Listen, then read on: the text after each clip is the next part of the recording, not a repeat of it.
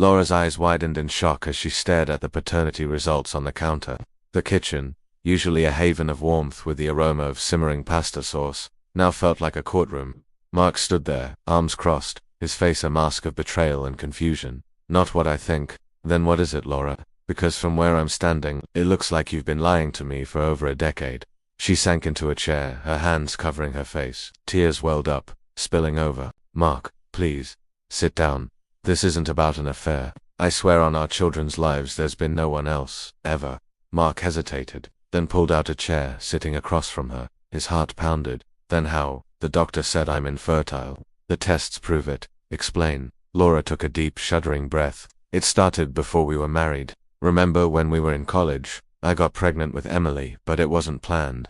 We were careful, but accidents happen. Or so I thought. Mark frowned. What do you mean? I had a procedure. No, not that. Listen, I went to a fertility clinic because I was scared. We were young, not ready. But then I found out something else. She paused, wiping her eyes. The clinic offered options, including insemination if needed. But that's not it. Mark, the truth is, Emily isn't from us naturally. None of them are. Mark's confusion deepened. What are you talking about? I was there for every pregnancy. Yes, you were. But the conceptions, they weren't natural. I used a donor, artificial insemination, all 5 times. The words hung in the air like a fog. Mark blinked, trying to process. A donor, you mean? Sperm from some stranger? And you never told me. Laura nodded miserably. I know it sounds insane, but back then, when I first got pregnant, no wait, I wasn't pregnant then. I lied about that too. God, this is hard. She stood, pacing the kitchen.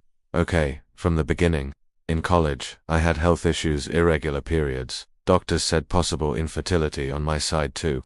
But I didn't tell you because I didn't want to worry you. We were so in love planning our future. Mark recalled those days. Late-night study sessions. Dreams of a big family. Go on. After we graduated, when we decided to start trying for kids, nothing happened for months. I panicked. Went to a specialist alone. They confirmed my eggs were viable, but perhaps compatibility issues. They suggested donor sperm. I was desperate for a family. Mark, you always talked about wanting kids. I thought if I used a donor who looked like you, brown hair, blue eyes, it would be our secret, our family. Mark's jaw dropped. You did this without telling me. For Emily, and the others, she whispered. Each time I went to the clinic, got inseminated, timed it with our intimate moments so you'd think it was natural. The pregnancies were real, the births. At the start, it was clinical. Rage bubbled up.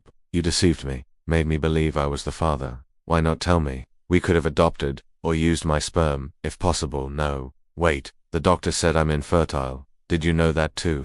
Laura shook her head vehemently. No, I swear, I didn't know about you. The doctors assumed it was me, or us together. They never tested you because I didn't involve you.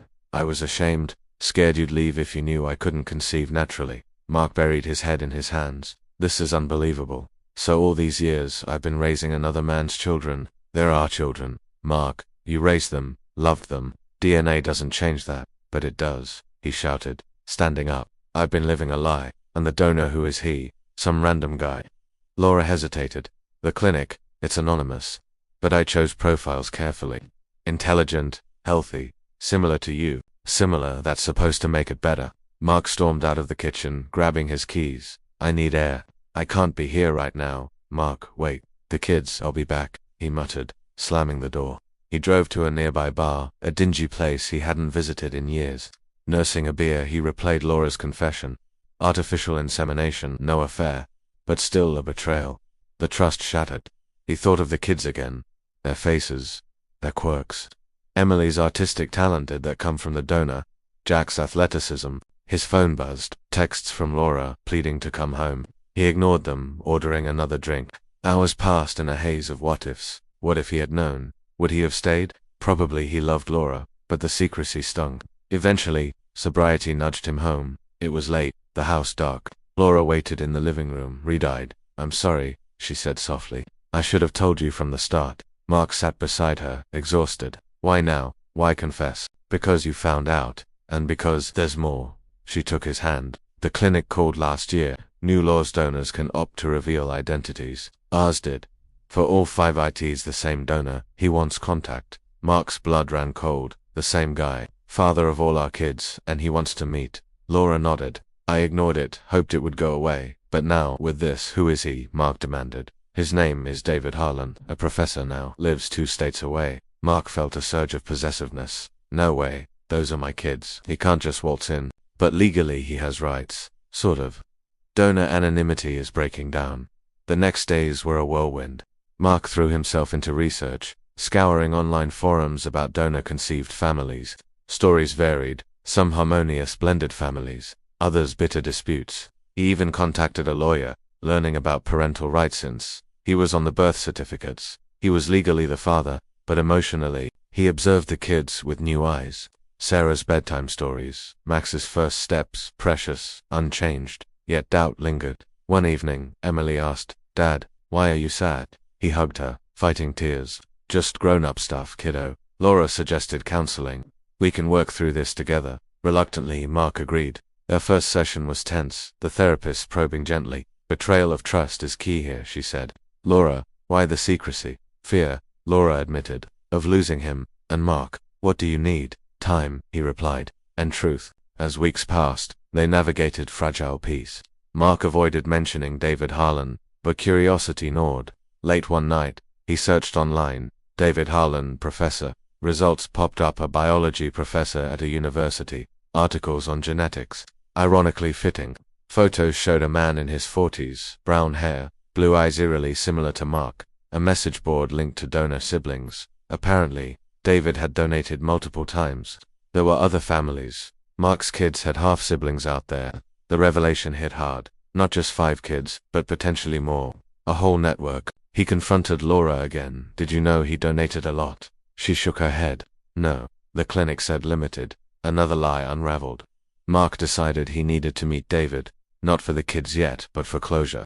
He emailed the professor, arranging a neutral meeting at a cafe midway.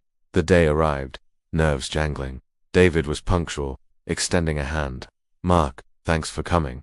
They sat, awkward silence. David spoke first. "I donated in my 20s. For money. To help couples. Never expected contact." "Why now?" Mark asked. "Curiosity and health reasons. Genetic info for the kids." Mark studied him. "Similar build, mannerisms. You've fathered my children." "Biologically." David nodded. "But you're their dad. I don't want to intrude." "Too late," Mark said bitterly. "They exist because of you." The conversation flowed. David's life, no kids of his own, divorced. He shared medical history, no major issues. Parting, Mark felt a mix of relief and resentment. David wasn't a monster, just a man. Back home, he told Laura, he's not taking them, but maybe, someday, the kids should know. Laura agreed. When they're ready, healing began slowly. Mark recommitted to the family, attending school events, playing board games. The kids sensed the shift, thriving on the attention. But one night, Emily overheard a hushed argument. "Mum, Dad, am I adopted?" Mark and Laura exchanged glances. The truth was creeping out. They sat her down, explaining gently. "Not adopted, but conceived with help." "We love you the same," Emily cried, confused. "So Dad's not my real dad?" "I am," Mark insisted. "Always." The twins learned next, then Sarah. Max was too young. Reactions varied. Emily curious, wanting to meet David. Jack angry, defensive of Mark. Lily indifferent. Family therapy helped. Mark grew to accept. Biology wasn't everything. Yet, as they navigated this new normal, a letter arrived from David's lawyer. He wanted visitation. The battle was just beginning.